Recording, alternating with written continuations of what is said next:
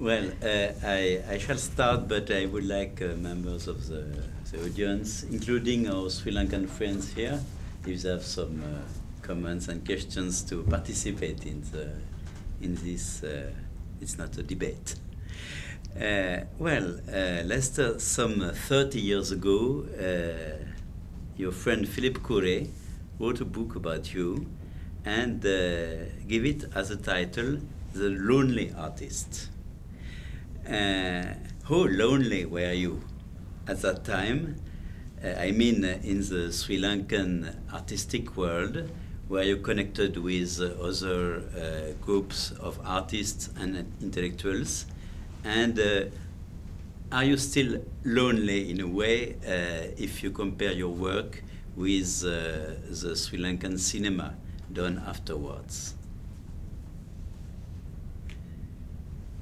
I think at the time the book was written, maybe he had a point, because I was considered to be outside of the mainstream and making films for what people thought was a kind of elitist intellectual audience. But in a way that concept was quite wrong, because between 1957, when the first film flopped, the one that came to Cannes and got a lot of praise, and the third film, that is Gamperelia, it took me 10 years to make films. But after Gamperelia, which was the most uncompromising of the three films, I started getting films. And with Gamperelia, I think a whole school of young filmmakers began. And during the period that he was writing the book, he was, I think, referring more to that 56 to 66, the 10-year period, where I was not only alone, but I had no work. I mean, I was unemployable by the industry. So I think there he had a certain point in using this title. The title, of course, is often repeated even now by various critics in order to say that I am not really a local product. I am rather like, like Crée, with a special audience. It isn't true, because from that moment, the film got the Golden Peacock in India, thanks to the Indian award. The work has been fairly regular if I wanted to work. If I didn't want to work, of course, that was another matter. But the period, I think he wrote the book in 70. And he wrote the book really for the retrospective in the Museum of Modern Art. So I think at that time it had a certain validity. It doesn't have, because now there's a whole generation of young filmmakers who are no longer young, because the 1970s period put up, you've seen them, Patiraja, the university lecturer, making very, very dynamic, socially conscious, politically motivated films. You had Vasanto Besekara making a kind of more intelligent films which dealt with normally the subjects of murder and sex and all that, but intelligent films. You had a whole group of them, and they developed a considerable school practically, which was called the New Wave. In fact, so much so, they were so interesting, I would say, that there was then a book published against my cinema, which actually took the name from the French, and the title of the book was, in contradiction to this, The Papa's Cinema. So I was called in round about 1970, the washed out, written off Papa's Cinema representative, no longer was the lonely artist figure anywhere in the picture. The whole generation of dynamic young filmmakers, of course, that was the second generation. They have now become the Papa's Cinema. And you have the third generation of the youngest of the filmmakers. And they are not very many, because the third generation of filmmakers came at a time when the film industry was gradually collapsing, and the television had come. We had nine national channels, as against, I think you have 6 here, and satellites. So with the bombardment of television, there was a kind of very big impact on the cinema. The cinema just couldn't survive, and that was the reason why the third generation couldn't develop very much. Otherwise, it is very interesting, the generational development, the configuration of talent that came in from the theater, from television, from the universities.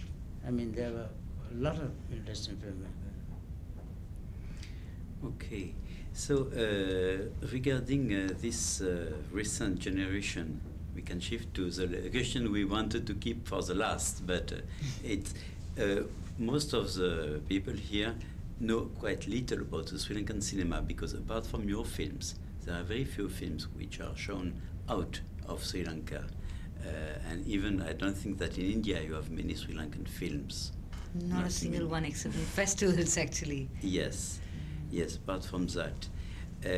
We had, in a recent film festival in Deauville, a Sri Lankan film, which is called Saroja. And we heard about another film, which is also dealing with the present violence and war.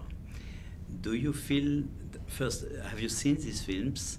And then do you feel that the cinema, this present day cinema, has something to say and something to do with the present situation in Sri Lanka? I have a very firm theory, I may be totally wrong. I believe that the cinema anyway belongs to the young. And the older generation may make films and continue to make films, but cinema, in order to develop, in order to thrive, depends entirely on young filmmakers, first filmmakers, like my colleague here. You have to the renaissance of the cinema from time to time comes really from the younger generation. So this third generation, the young chaps, the two directors who made Saroja and Prasanna Vitanagi, the young director who directed, what is the title of the Death on a Full Moon Night. Death on a Full Moon Night.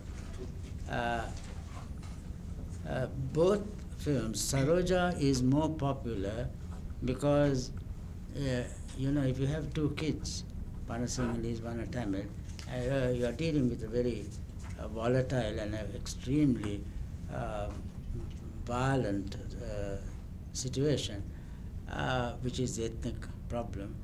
And you have two kids representing the two communities who come together.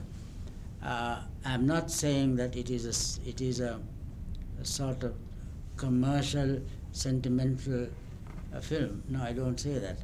I say that the enormous success of the film, which has probably grossed more than any other film in the history of Sri Lankan cinema, and has won 8 international awards, is really due to the fact that, not that it is a great film, but that it is a film that that somehow gets the audience emotionally involved through the two kids. Now, there's a saying in Hollywood that if you have kids or animals, the best actors in the world hate to act because the kids just steal every single scene, and so do the animals. So, I mean, I don't quite say that these two kids stole the entire picture, but I think they were responsible for the great popularity of the film. But the film also is serious. Prasanna Vitanange's film, on the other hand, is a vision of hell.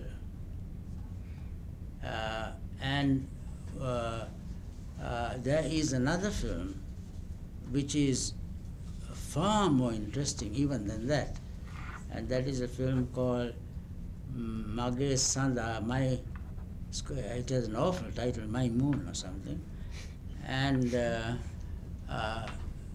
it is, I would say, a kind of local Buñuel picture. I think it would be even more hellish than anything Buñuel could think of, because he deals with a border village where you get the ethnic strife affecting both the Tamil population and the Singhalese villagers who are there, and who are the innocent victims of this unwinnable war.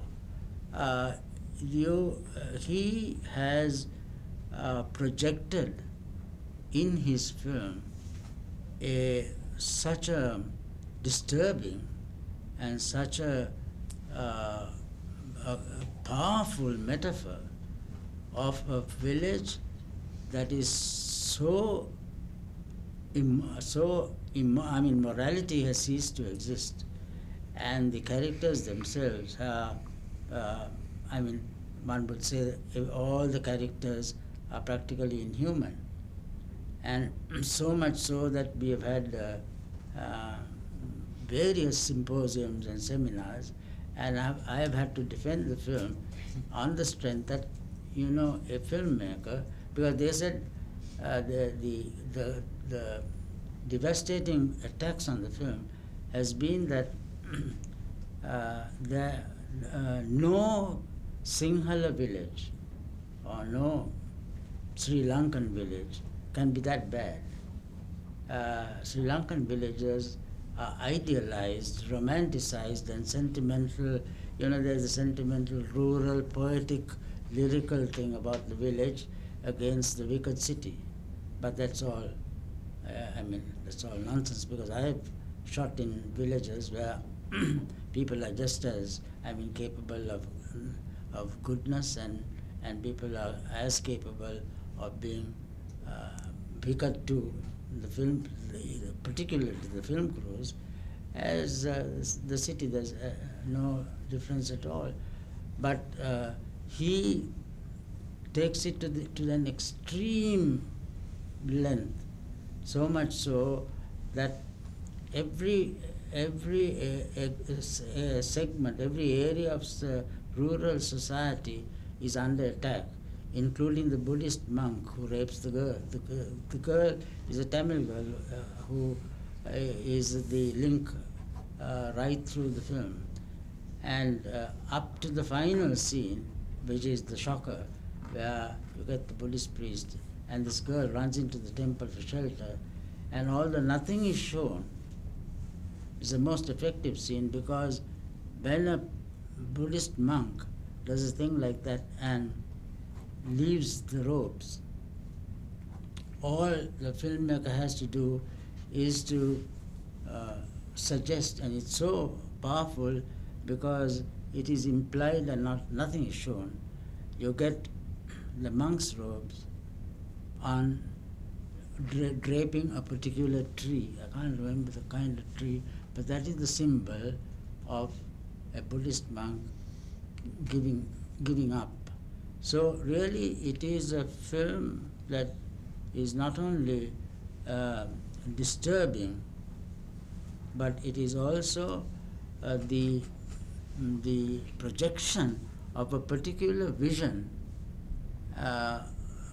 which the filmmaker defending his film says every filmmaker has a right to his own vision of human beings, of environments, of society.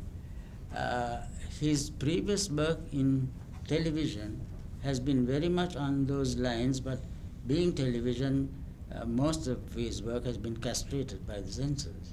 So you get little bits and pieces, but when you see his work together, that vision, which the nearest analogy, nearest person I can think of is Buñuel.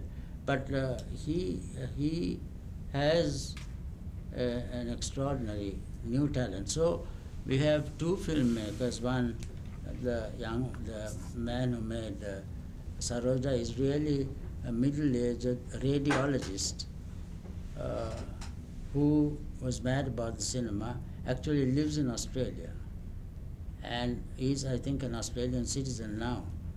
Comes to Sri Lanka from time to time. He's made a number of teledramas, and this he made. The film is quite well made, and of course it has been very successful. So the Sri Lankan cinema is, although considered to have been dominated by one lonely artist, quite untrue.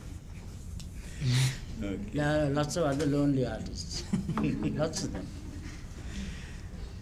I think you have other questions about your cinema. Yeah. First, you've been talking about so many themes right now which are appearing in your cinema, like violence, like village relationship, like city coming in the village, like also religion and Buddhism. So perhaps we can talk about those themes. My other question was different. It was about you as a lonely man at that time when you were doing your first films. What were your relationship with the Bengali art films? Because there was a big...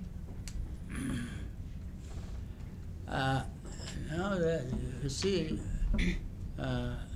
Satyajit Ray and I started in the same year shooting films. And by a curious coincidence, we didn't know each other at all. I didn't know that Patha Panchali was being shot in Bengal. I didn't know that, he didn't know that I was shooting a film. A common friend happened to come to Sri Lanka, and she was a very well-known film critic called Kopita Sarka. And she said, I heard that there was a film that you were shooting. She never told me anything about her friendship with Rai. Can I see it? I said, I have a work print, and it's not complete. There's no music. She said, she begged me to run it, and I hate to run something that, to anybody which is not complete. Anyway, she said, please, because I'm very interested, as there is a very similar kind of film being made by a friend of mine in Bengal. Then when she saw the film, she was so, she thought it such a coincidence, because both films are about a village. Both films are about a boy and a girl in the village. But thematically, both films are totally different. Mine is about village superstition. His is really about humanity. I mean, very difficult to say. His is a great elegy on an Indian village. But the moment the two films went to Cannes, my film went 1 year later, they all jumped to the conclusion that there was some other kind of connection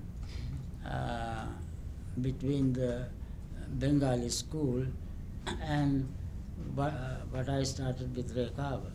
To begin with, Patha Panchali is a very great film, which Rekava is not.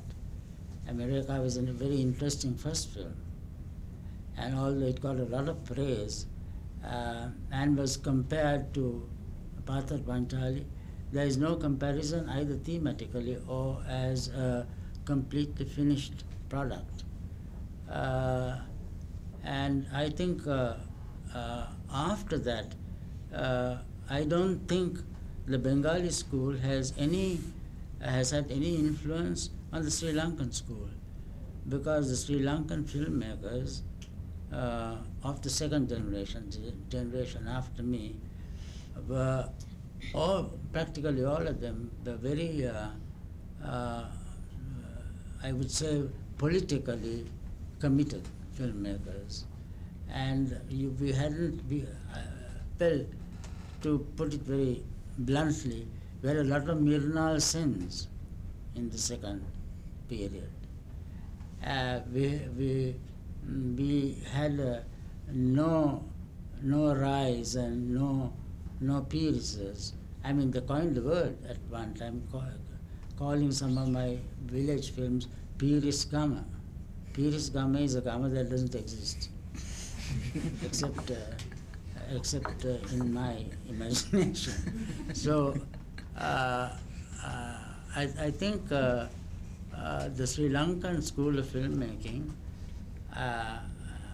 is quite different to the Bengali school both in achievement and I suppose in the way that they have tackled their themes. The only point of contact we had is that they were made in the same kind of way, where you took the camera out into the streets, into the jungles, into the villages, and you shot with small crews and on low budgets. Otherwise, there isn't the Bengali influence, although the Singhalese are supposed to come from Bengal. And Rai told me that he doesn't need any subtitles because most of the words that are used, the Bengali words, are similar to Sinhala. For instance, Chitra, which is for Singhalese for Chitra, is usually not the whole word is for cinema. The same word is used in Bengali. So he says there are lots and lots of words that he picks up as he sees the films, and that could only be the link we have. I think the Bengali school at its, when you take their filmmakers after I, they are more of a continuity than ours. Our young filmmakers are very idiosyncratic because if you get them working by fits and starts, because they're really either theatre people or they're radio people, television people who come and do a certain film which is quite an interesting film. But the Bengali school of filmmakers are filmmakers, by and large. I think there are some questions from the floor regarding Buddhism, exorcism, the divinities. So, who is going to start? I would like to ask you questions about the Buddhism, and I would like to know to what extent have you been influenced? To what extent have you been influenced by Buddhism? If there is any influence, I don't know. Well, I am a Roman Catholic, And I may not be a very good Roman Catholic. No, nobody is, I think. But when I started making films, I was not attracted to Buddhism as such. But when you are dealing with people and in villages or in the town, in a country where over 75, nearly 80% are Buddhists, it is quite impossible to leave that out. All my films have families, because the majority of the films are films about the Sri Lankan family. And the Sri Lankan family being Buddhist, the Buddhist element comes in. And most of my films have been adapted from Sri Lankan novels, Sinhala novels.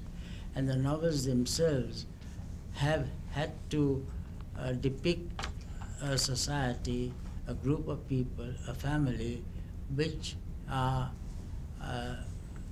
where Buddhism is very much a part of their life. In my case, Buddhism is, or any other religion, Hinduism, Buddhism, the Muslim religion, all those religions to me are very, very, very important if I make films, because I have absolutely no discrimination against any religion. I think all religions are humanistic and appeal to me on that level. The practice of, and the practitioners may be different kettle of fish, but I mean the ideologies preached by all the religions I deeply respect. And Buddhism I respect a great deal, because my films have to be permeated by the spirit of Buddhism, because the basis and the culture of the families that are portrayed are deeply influenced by Buddhism. Just on the other hand, in most of your films, you have the image of the cult of devils, and the image of the devils are very negative, and even the Vedalas, this traditional doctor and priest, or rather this man who asked devils to come to the village in Badegama, is a very negative figure. So it seems to be a regular feature in your films. Well,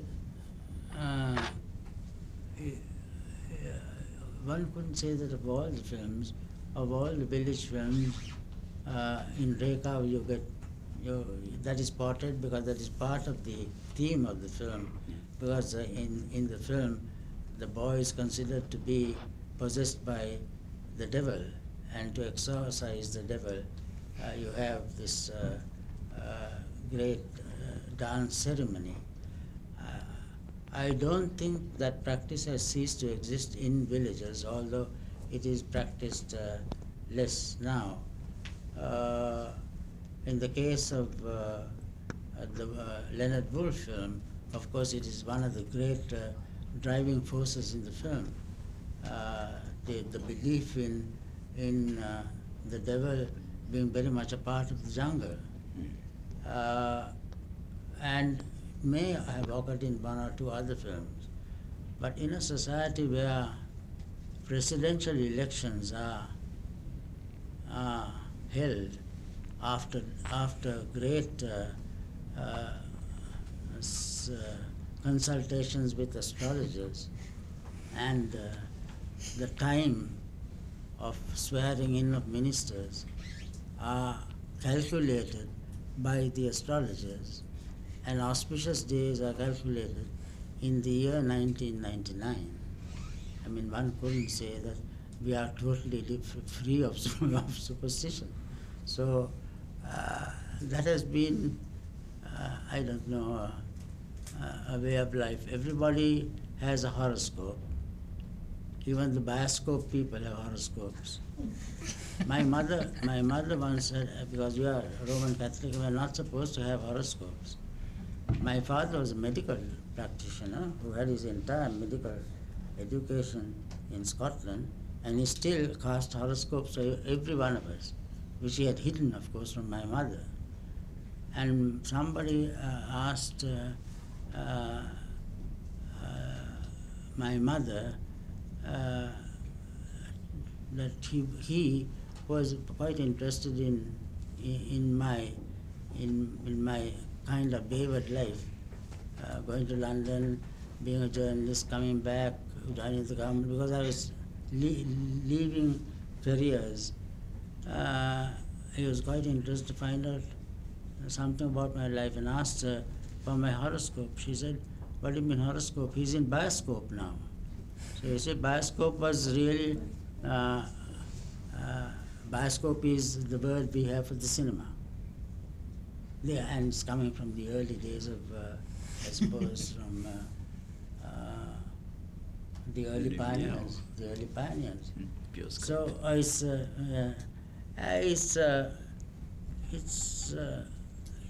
a country. I think even India and Sri Lanka, even the most sophisticated people in society would believe somewhat in astrologers, in superstition. You wouldn't say superstition. It is it's kind of belief. Today, if you read the Sunday papers, you get hundreds and hundreds and hundreds of marriage proposals. Single daughter, attractive, 32 years of age. Not to be missed. Looking out for always respectable male, government employed preferable. Please send horoscope. I read the other day, just before I came, by chance, about 100 advertisements where you had the word horoscope included. I mean, just 1 week ago. The horoscope is absolutely important. Maybe very few people have grown out of this. So it's not only the rural people, also a lot of the village people, of course, have a stronger belief in astrology, in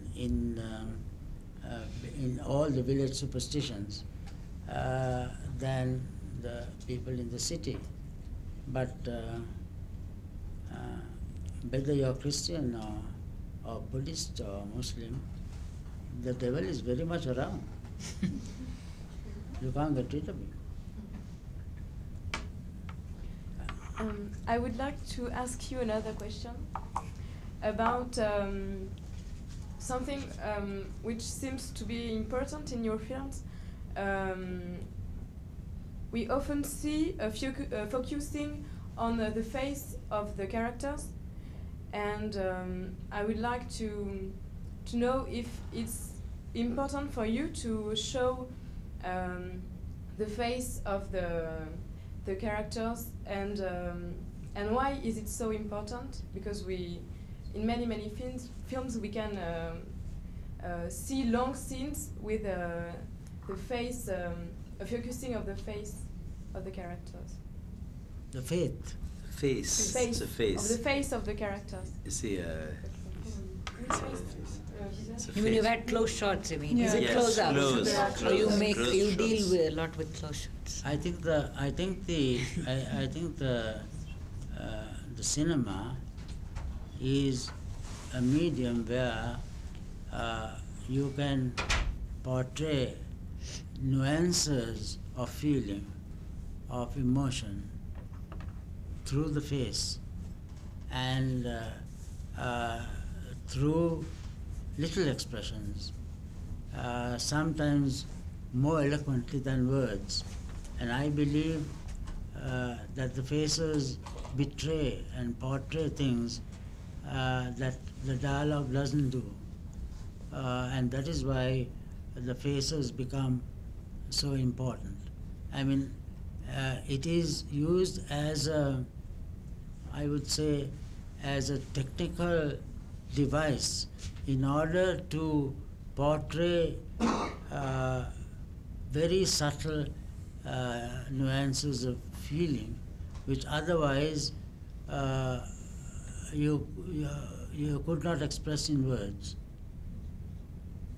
I think the theatre can't do it. Of course, television has taken over a lot of that, because television is not talking heads. But see, if it is serious television, they might use faces in that way. Of course, the great classic film is Carl Dreyer's The Passion of Joan of Arc. I mean, the passion of, you take two films, Bresson's The Trial and Dreyer's The Passion. The titles are so significant because in the Dreyer, it is the passion that has been portrayed with such great, tremendous intensity that the actors couldn't act after that film. I mean, I think most of you know that she had a nervous breakdown, and she was in a sanatorium for a very long time. In the case of Bresson's Joan, the film was a trial. In Bresson's film, you had much more of the trial, of the words using the exact text of the trial, using it right through the film. In the process, he juxtaposed the actual words that were spoken in the trials, together with his images. In the case of Dreyer, he depended entirely, I think, on Falconetti's face. And of course, there's a great deal of controversy in the sadistic way in which he bullied her into that performance. He absolutely tormented her and harassed her right through the shooting. But of course, he got that intensity of the agony and the passion. It was more the agony rather than the passion, but it was a very passionate performance, and it was entirely through the faces, not only of Joan, but of her tormentors, of the Inquisition. And it's one of the it's one of the greatest films ever made. And although it's silent, it speaks through the face. So I think not to use faces in a film is to deprive yourself of a very, very important thing by which you can portray the subtlest and the most nuanced things that no words can ever help you to do. We could listen to you for hours. Are there any other questions from the floor? Yes? And afterwards we have to wind up. All your films, Badegama, Nadhanaya, they all appear like arty films.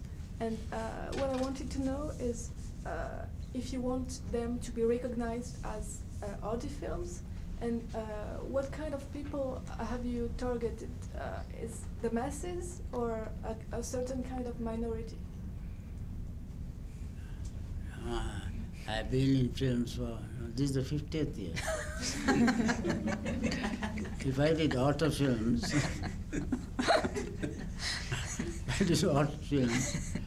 the last hurrah would have come a long time ago. or I would have been silent, silenced. All my films, I'm happy to say, except the disaster of the first one, all my films have been recovering its cost and making money. Not very much. I mean, I don't make blockbusters. I'm no Spielberg. Actually, what I would like to tell you is something that I have learned working in the cinema for this length of time. Most of us know very little about cinema. I mean, the first thing that one learns after many years of dealing with this medium is how little you know. And I will tell you as a final thing and give you an example. How come that last year in Hollywood, two very young people made a film for $30,000. You must have heard of the Blair Witch Project. And how come they made it on videotape? May have been not even a camera as good as that. One was a high 8 and another was something a little better. A girl cameraman was one, and the unit was just 2 units of a cameraman and sound. They went into this, whatever, supposed to be a mysterious jungle where children disappeared. There is no killing, there is no murder, there is no blood, except one shot, I think, where you get blood stains at the end. There is no melodrama of any kind. When the film was shown, women fainted. Some women nearly had their babies. I don't know why pregnant women came, because everybody knew this was that some kind of terrible film. There is no terrible thing in the film at all, on the surface. When I saw the film, I was told not to see it in the night. People ran out of the cinema, like when Lumiere showed a train coming. I mean, it literally happened 3 years ago in Hollywood. People started running out of the cinema. So, I mean, the Hollywood people were totally dazed how this film ended up in the first run earning $280 million. He has made more money than Titanic. I mean, when you compare the cost, because it cost $30,000. Shrewd production company, very young production company, and only young people would have had that sixth sense to know that something was sticking, not the old fogies in the studios who think of epic films and paying $20 million to Schwarzenegger. Here, the whole thing was an amateur production. They bought it for $1 million. And they were not surprised that the film made $280 million. It's only the executives of Universal and the executives of Columbia and MGM that couldn't understand. My God, how the hell did this? So they said make the Blair Witch Project #2. I don't think that has succeeded. Sequels never do. But you see, we don't know. There is a short film that cannot be shown because each time they show the film, there is in the audience 60% of people who get epileptic fits, convulsions. They've stopped the film. And no one can understand why this film, this poor young fellow, put together images, arbitrarily. Sometimes black. He had juxtaposed black shots, images with colored shots, but he had no preconception of what he was doing. He just intuitively made a film, short film, and I can't remember the name of the film. It had a very significant name. I can't remember.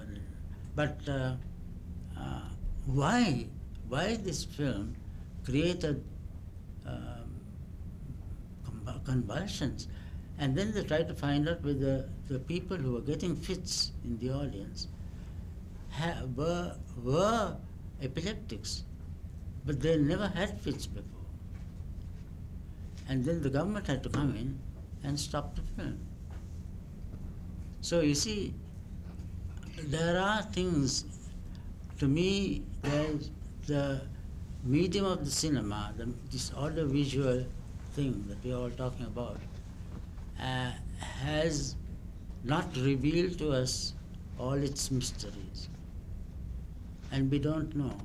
If we take I always knew, and you always know from box office considerations, when Rai was not allowed to make Patra Panchali because they said nobody would go to see it, and he pawned his wife's jewelry to make it, and took 5 years to complete it.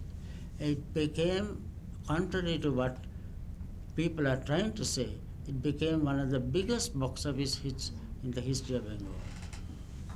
And contrary to what people say, all Rai's films have been box office successes and made money. It's the people who are in the commercial field who are trying to create this story that, he's about, there are arty films, he's an author, and nobody goes to see. I mean, he had an audience. The only sad thing about Rai, and he wrote in a letter to me, and I felt very sad when I read it. He said, I'm not an Indian filmmaker. I'm a Bengali filmmaker. Because the whole of India does not see my films, and that's quite true. With luck, a film of mine might be shown on a Sunday morning in Bombay. My films, of course, are never shown in Madras. That's clear, completely out of the question. Shivaji and MGR are there. They're two gods, so against the two South Indian gods, he had they thought he had no chance. Film societies may show, but in your case, at least you can say, the whole of Sri Lanka will see your films. Of course, that has changed now because the North and the East can't screen the films because it's a war zone. But it's the perceptions that people have are sometimes quite wrong. They were wrong 50 or 40 years ago when he started making the kind of films he made. And today, we know from what is happening with certain films, not with all, with certain experiments, with certain things that are being done by the young, mostly by the young people, that there are certain unknown mysteries about the medium. And that is why my final word is, we don't know very much. You people might know more than we do if you are interested in the cinema, but you're interested to learn languages and to learn about other societies. It's a very good thing. And even though we are very small in numbers, the great thing is that the Asian cinema is very little known, which is very sad. Which is very sad. And that is why it's so important to have Asian film festivals. And I think you people, at least who are interested, who come and see films, you are our hope. And you can ask all the hard questions it does not really matter because we the filmmakers, at least I feel, we don't know very much. Thank you. Thank you very much.